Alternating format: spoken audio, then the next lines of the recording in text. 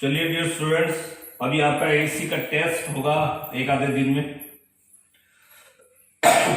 तो मैं आपको कुछ और प्रॉब्लम्स का डिस्कशन करा देता हूं।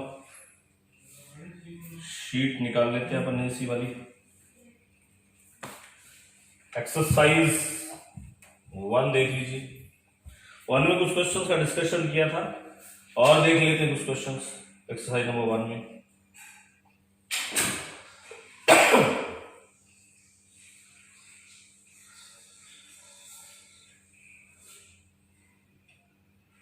कितने क्वेश्चन एक्सरसाइज नंबर 1 में आपके?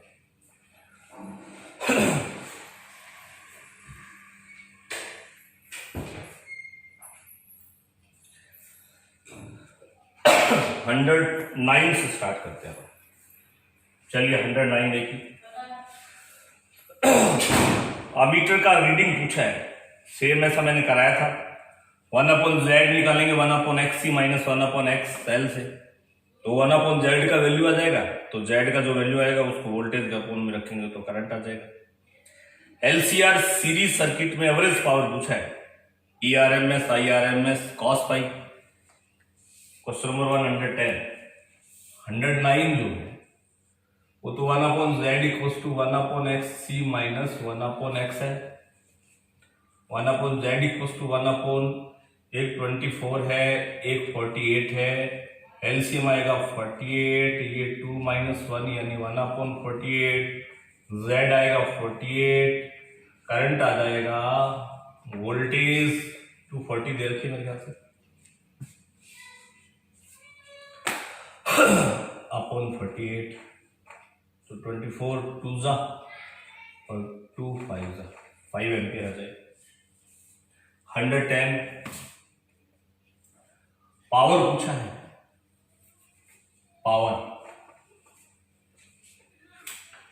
पावर जो होता है वो होगा ERMS IRMS cos phi. ERMS A0/√2 I0/√2 cos phi R by Z R² plus XL minus XC whole square under, ऐसा हो जाएगा। 111 एलसी सर्किट्स में एवरेज। एलसी में मैंने बोला था कि 90 डिग्री फेज डिफरेंस होने की वजह से 0 होता है। ओके, 111 के बाद 112 आ जाइए।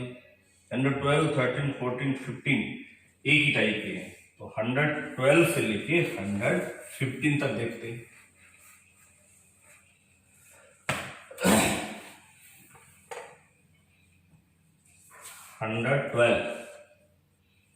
से 115 तक क्या बोलता है? सर्किट का बैंडविड्थ दे रखा है, कितना है? 500 हर्ट्ज। रेजोनेंट फ्रीक्वेंसी दे रखी है और पूछ रहा है क्यू फैक्टर क्या होगा।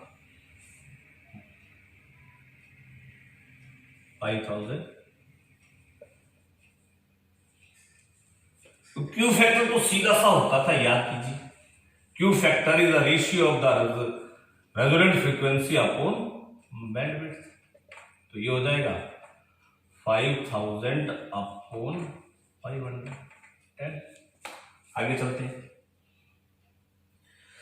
113 बोल रहा है कि if in this circuit resistance का वैल्यू दिया है, XL का वैल्यू पूछा है, XL का पूछा है, तो R आपको दे दिया कितना?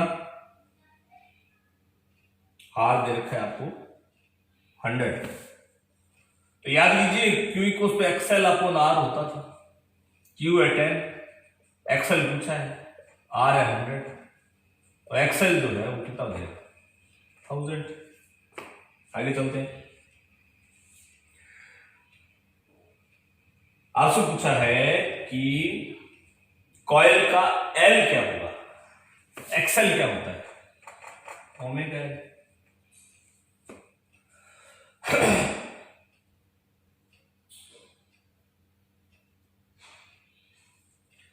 ओमेगा की जगह 2 पाई FL,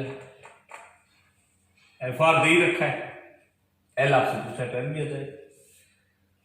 दूसरा है कि कैपेसिटर की कैपेसिटी क्या होगी, वो भी देख लेते हैं। 150 कैपेसिटर की कैपेसिटी, एक्ससी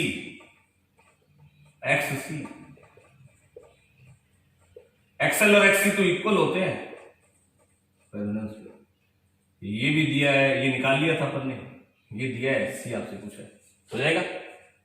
चलिए 116 देख लेते हैं। 16, 17, 18 तीनों एक जैसे।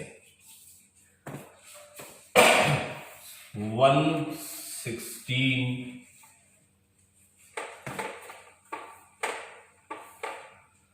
अभी टेस्ट होगा आपका 1-2 दिनों में, इसी का याद रख लीजिए, किसी ढंग से पढ़ लीजिएगा। 116 से लेके और 118 तक।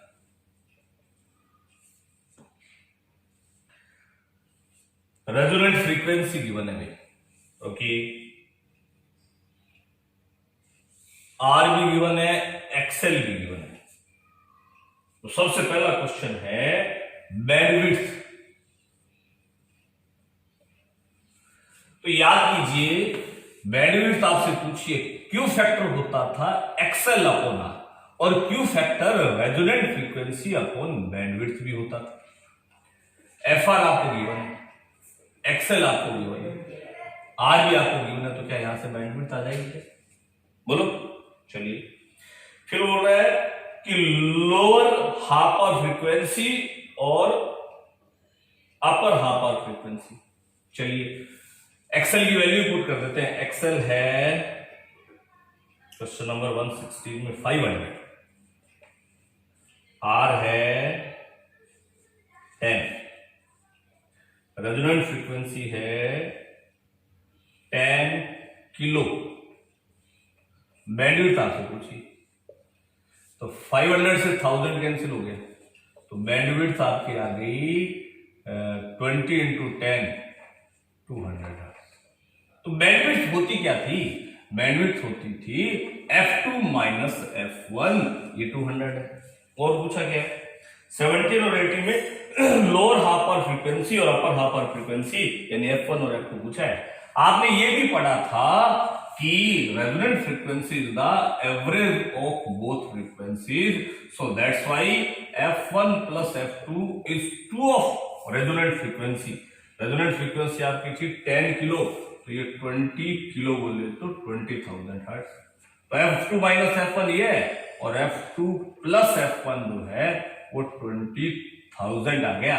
क्या इन दो इक्वेशन से एडिशन और सब्सट्रैक्शन करके F1 और F2 की वैल्यू निकाल सकते हैं क्या? चलिए 19 में चलते हैं, 119, 20, 21, 22 इनमें चलते हैं। चलिए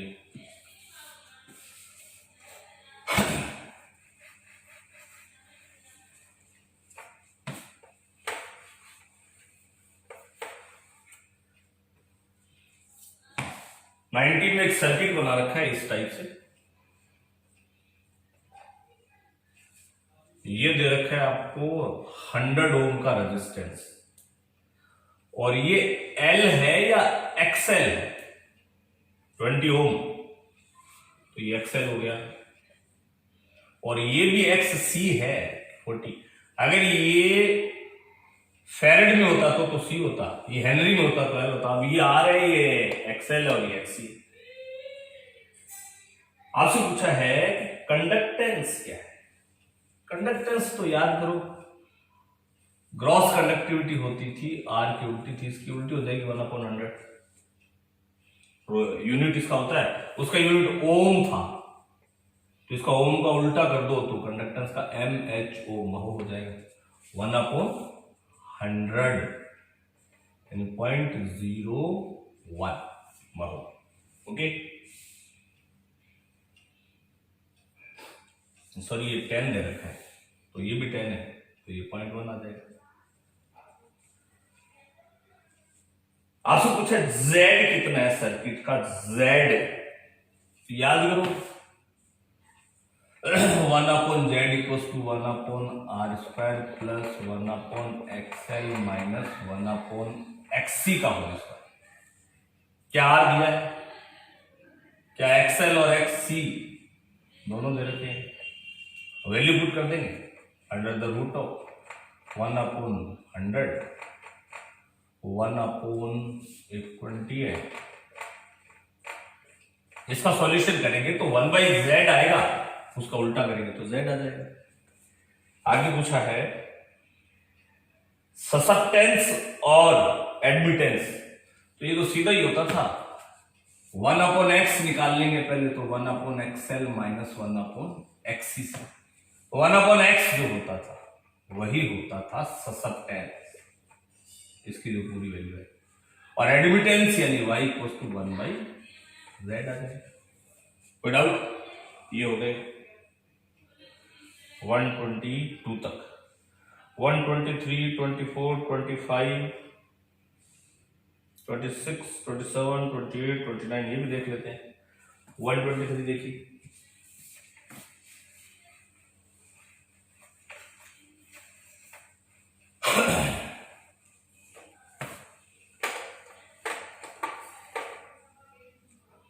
वन 123 क्या बोलता है?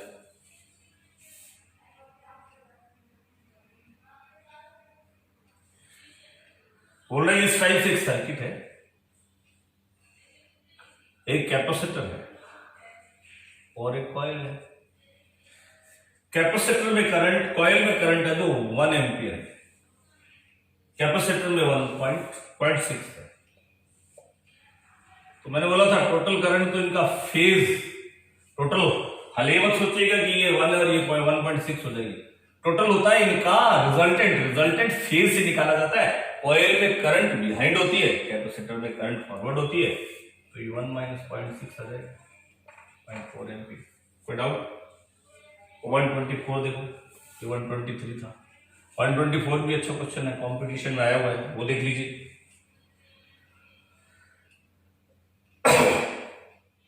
आपसे बोल रहा है 48 वोल्ट। चलिए पहले दिए गए डेटा को कलेक्ट करते हैं। किसी भी क्वेश्चन करने का सीधा तरीका होता है, दिए गए डेटा को कलेक्ट करो, अप्रोप्रिएट फॉर्मूला यूज करो, जो चीजें दी है वो डायरेक्ट लिख दो, जो नहीं दी है उनका कैलकुलेशन कर लो, ऑटोमेटिकली क्वेश्चन हो जाएगा। 124 में उसने बोला है कि 48 वोल्ट है, फिर सीरीज में एक कॉइल तथा कैपेसिटर जुड़े हैं, ठीक है भाई, कॉइल तथा कैपेसिटर जुड़े हैं, ये लो भाई, कॉइल और कैपेसिटर जुड़े हैं। बोल रहे हैं कि फ्रीक्वेंसी चेंज करने पर 8 एम्पियर का मैक्सिमम करंट मिलता है। कि मैक्सिमम करंट तो तभी मिलता है जब रेजोनेंस होता है, इसका मतलब रेजोनेंस पे जो करंट है वो तो वोल्टेज अपॉन रेजिस्टेंस होता है, यानी 48 अपॉन R, तो R कितना आ जाएगा? 600। क्या ये बात समझ में आई? ये बोल रहा है, देखिए बहुत अच्छा क्वेश्चन है, बोल रहा है कि कॉइल तथा, अब ये मत सोचिएगा कि कॉइल और कैपेसिटर है तो इसमें रेजिस्टेंस भी है कॉइल का, क्योंकि इसने बोला है कि मैक्सिमम फ्रीक्वेंसी चेंज करने पर मैक्सिमम करंट 8 मिलता है, तो मैक्सिमम करंट तब मिलता है जब रेजोनेंट फ्रीक्वेंसी हो, तो रेजोनेंट फ्रीक्वेंसी पे करंट 8 दे रखा है, हम जानते हैं रेजोनेंट फ्रीक्वेंसी पे वैसे तो आरएलसी सर्किट में आरएमएस अपॉन जेड होता है, पर इस बार ये आरएमएस अपॉन आर आ जाएगा। ओके, तो ये आर की वैल्यू आ गई। अब कह रहे हैं कि इस कॉइल को 16 वोल्ट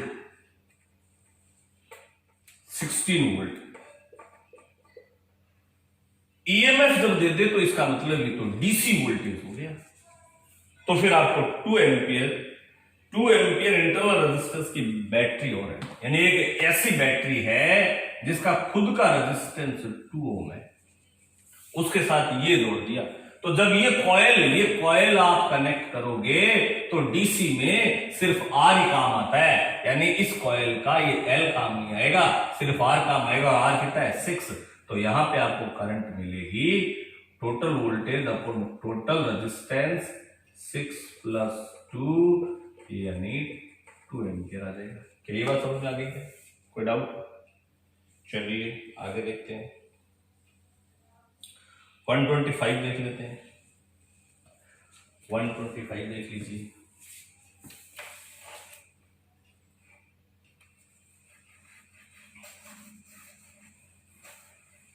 125 क्या बोलता है?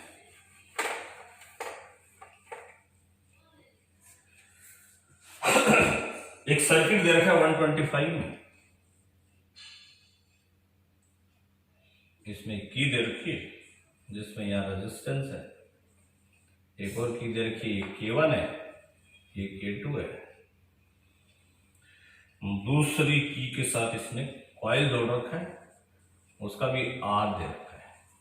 चलिए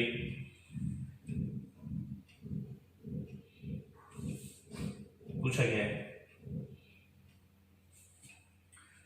ये रेजिस्टेंस है और ये कॉइल का एक्सएल दे रखा है, क्योंकि ये भी ओम में दे रखा है, ये ओम में दे रखा है, एक्सएल है, कॉइल का एक्सएल दे रखा है, वो ओम में कितना दे रखा है? कौन सा क्वेश्चन था ये? 125।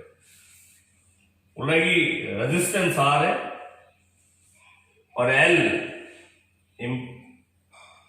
इंडक्टेंस एल दे रखा है, आर इसके ऊपर दे रखा है, ये आर ओम है, इसका ऑपोजिशन है, यानी ये इसका एक्सएल है और ये तो इसका रेजिस्टेंस।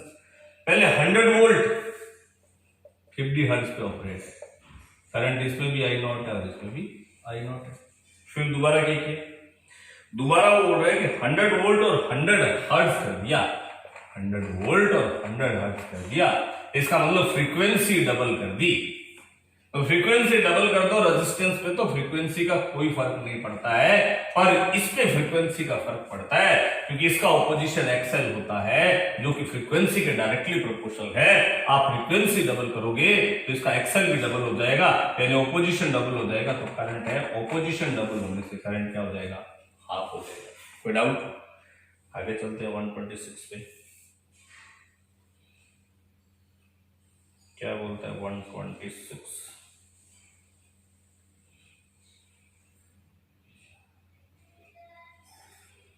पढ़ लीजिए 126 क्या बोलता है वो भी देख लीजिए। 126 बोलता है 0.4 और -0.4। 126 में अमीटर का रीडिंग यानी आरएमएस पूछा है, एक 0.4 है और एक -0.4 है, यानी ऐसा है, ऐसा चल रहा है 0.4 माइनस रूट मीन स्क्वायर कर लो, इसका भी मीन ले लो, दो चीजों का मीन लेना आता है क्या? एवरेज, रूट ले लो, 0.4 ही आ जाएगा। कोई डाउट? 127 देखो, 127, 28, 29 अच्छी क्वेश्चन है। 127, 8, 9। जब भी आपको कंफ्यूजन लगे तो पहले सर्किट ड्रॉ करें, सबसे अच्छा ये होता है। बोला कि दो कॉइल्स ए और बी को 240 वोल्ट और 50 हर्ट्ज की सप्लाई से जोड़ दिया, ये 240 वोल्ट और ये 50 हर्ट्ज की सप्लाई, ठीक है भैया, अच्छा किया। सीरीज में ए का रेजिस्टेंस, दो कॉइल है तो ये ए कॉइल और ये बी कॉइल, यानी रेजिस्टेंस और एल दोनों में है, दोनों में रेजिस्टेंस है, प्योर कॉइल नहीं है, दे रखा है। ए का रेजिस्टेंस दे रखा है 5 ओम और बी का एल दे रखा है, बी का एल यानी, और एक दे रखा है पावर, कितना दे रखा है? पावर 3 किलोवाट, और पावर फैक्टर भी दे रखा है cos 5.7। पूछा है सर्किट का Z, B का रेजिस्टेंस और L का A का इंडक्टेंस, सर्किट का ऑपोजिशन पूछा है क्वेश्चन नंबर 127 में, ऑपोजिशन क्या है। 26 में पूछा है B का रेजिस्टेंस क्या है, और 27 में पूछा है ऑपोजिशन, 28 में पूछा है रेजिस्टेंस ऑफ B और 29 में पूछा है इंडक्टेंस ऑफ A। यानी इसका इंडक्टेंस नहीं मालूम, इसका रेजिस्टेंस नहीं मालूम, ये क्वेश्चन हमको करना है, ये हमारा क्वेश्चन। चलिए करके देखते। तो सबसे पहले पावर दे रखी है तो पावर पे चलते हैं। पावर है ERMS IRMS cos five. ERMS तो गिवन है ये रहा, चलिए यहीं चल लेते हैं। ERMS IRMS की जगह ERMS अपॉन जेड, करंट होता है वोल्टेज अपॉन ऑपोजिशन, और cos फाइव भी R बाई जेड। ओके, अब cos five R by Z क्यों?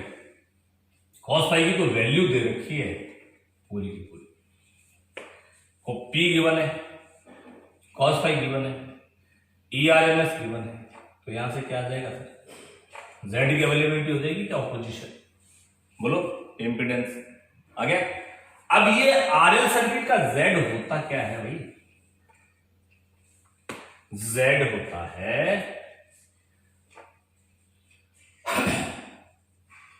R स्क्वायर, तो दो रेजिस्टेंस है, प्लस XL यानी ओमेगा यानी 2πf, L भी दो है,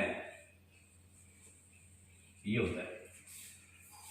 तो अब Z तो मालूम है, A का रेजिस्टेंस मालूम है, तो B का मालूम नहीं, L का इंडक्टेंस A का मालूम नहीं, B का मालूम है, ये तो नहीं हो पाएगा। तो क्या करें? एक काम करते हैं, cos फाइव होता है R बाई Z और R है 2, ये लगाते हैं। cos फाइव मालूम है क्या? हाँ। Z मालूम कर लिया क्या? हाँ। A का रेजिस्टेंस मालूम है क्या? हाँ। तो क्या B का रेजिस्टेंस आ जाएगा? कोई डाउट हो जाएगा? चलिए इसमें देखते हैं, A का रेजिस्टेंस मालूम था, B का रेजिस्टेंस यहां से आ गया, Z मालूम था, F भी मालूम है, L B मालूम है, तो L A भी आ जाएगा। बोलो कोई डाउट?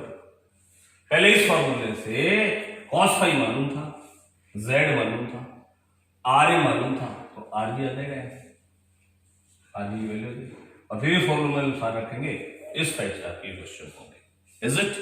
तो चलिए अब कर लिया, परसों इसका टेस्ट लेंगे, आप तैयारी कंप्लीट रखें।